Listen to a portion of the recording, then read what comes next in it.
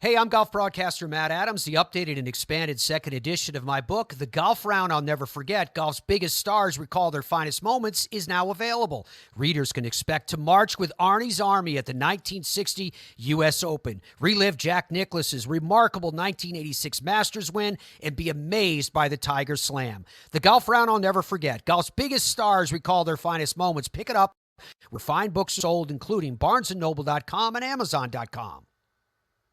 Hey, and welcome back to This Day in Sports History. It's April 15th, and on this day in 1947, Jackie Robinson became the first black player in the modern major leagues.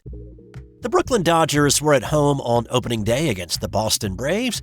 There were around 26,000 at Ebbets Field that day for the historic moment when Jackie Robinson stepped onto the field to play first base for Branch Rickey's Dodgers. In his first two at-bats against Johnny Sain, Robinson grounded out, but in the seventh inning, a bunt and an error put Robinson on second. A few minutes later, he came around to score the winning run in a 5-3 Dodgers win. This historic day was more than 2 years in the making, though. Back in 1945, Robinson was playing with the Kansas City Monarchs in the Negro American League, making $400 a month. His bat caught the attention of a lot of people, hitting .387 that season. And while the Monarchs did give him a chance to play and earn a living, he wanted to play in the majors. And 1945 was the beginning of change in baseball. Commissioner Kennesaw Mountain Landis died in the fall of 1944, and Happy Chandler was voted in by the owners in 1945 as the new commissioner. Now, this is significant because Landis had refused to lift the ban that had been in place since 1884, barring black players in the major leagues. But change was in the air in post-war America. Branch Rickey thought that it was not only the right thing to do, but also financially positive for the game to integrate baseball. But he had to find the right player and person to make it more palatable to the white owners, players, and fans of baseball. Robinson was an attractive choice for Rickey because he was a college graduate from UCLA. He had served in World War II, attached to the 761st Tank Battalion, and he was a fantastic athlete, of course. He also needed a black player who had the guts to not fight back, but to endure. In October 1945, Rickey signed Robinson to a minor league contract and assigned him to Montreal. That signing ended segregation in the International League that had stood since 1880. With Montreal in 1946, he hit .349 and won the batting crown and helped the team win the International League. So now, Rickey wanted to promote Jackie to Brooklyn, and the other owners knew that.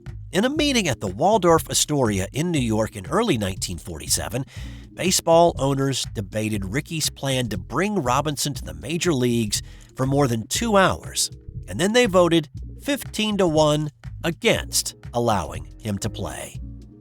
Rickey appealed directly to the new commissioner, Happy Chandler, who agreed with him, and with a stroke of the pen, abolished the rule not allowing black players to play, clearing the way for Robinson to make his debut and history on this day in 1947.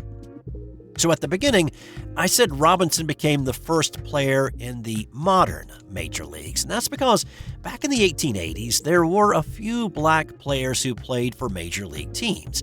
One prominent player was Moses Fleetwood Walker, who played in 1884 with the Toledo Blue Stockings before being removed from the team and banned from playing because of his skin color. Also on this day in 1965, it was one of the most iconic moments in Boston Celtics history. Game 7 of the Eastern Conference Finals. It was the Celtics and the Philadelphia 76ers.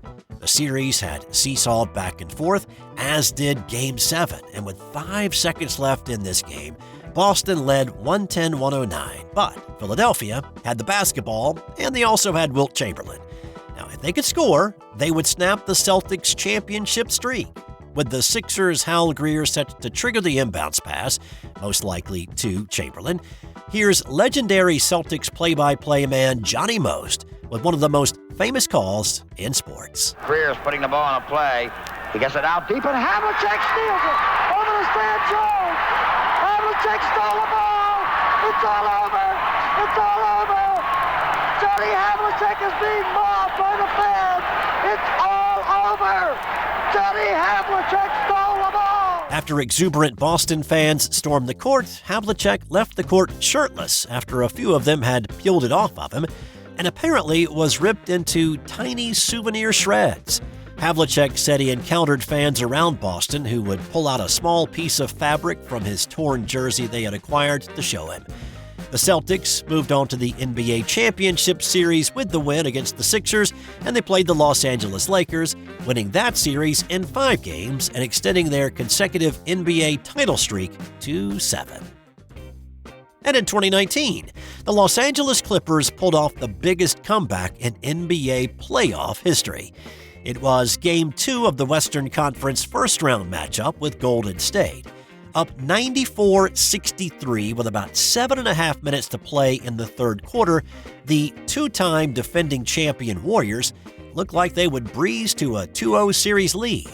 But Clippers coach Doc Rivers looked down his bench and he called on Lou Williams and Montrezl Harrell to spark something, anything. Well, over the final 19.5 minutes, the Clippers outscored the Warriors 72-37. Harrell was a perfect 9 for 9 from the field, and he ended the night with 25 points and 10 rebounds. Williams dropped 36 points and dished out 11 assists, erasing a 31-point deficit and going on to win 135-131 and even the series at a game apiece. Well, despite the dramatic comeback, though, the Warriors would go on to win the series against the Clippers in 6 games. Time now for today's non-sports fun fact. And since it's tax day, did you know that the IRS requires you to report all the things that you have stolen in the past year, unless you return them? That's all for now. I'll have more tomorrow on This Day in Sports History.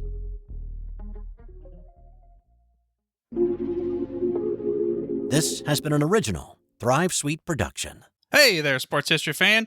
This is Arnie Chapman, a.k.a. the Football History Dude, and I hope that you enjoyed this recent episode presented by the Sports History Network and were able to learn some good old-fashioned sports history knowledge nuggets. I started the Sports History Network back in 2020 with the mission to help podcasters find a community of like-minded sports history nerds, as well as helping aspiring podcasters to start their own shows. We have a little bit over 30 shows on the network right now covering all sorts of sports history, but as far as I'm concerned, we're just at the toothpick in the ocean moment, that can't even figure it out because there's so much more coming. We wanted to create the ultimate headquarters for sports yesteryear, starting with Podcast Network and our website, but we're going to continue to move into other mediums as well. And here's the cool part, because we want you to be part of our team. So if you're interested in starting your own podcast, or maybe being a guest on one of our shows, or who knows, maybe even write an article for us over on the website. Seriously, all you gotta do is reach out to us on the contact page over at sportshistorynetwork.com. You can be as technologically savvy as a Neanderthal tapping on a stone trying to figure out this whole hieroglyphics thing back in the day. Again, it doesn't matter, because even if you don't understand the whole podcast space, we have a production team that can pretty much help you out with doing everything. All you gotta do, head over to sportshistorynetwork.com, head to the contact page, fill it out. That message goes right to me, and I'll reach out to you as soon as I can. But for now, dude, I'm through if you're through.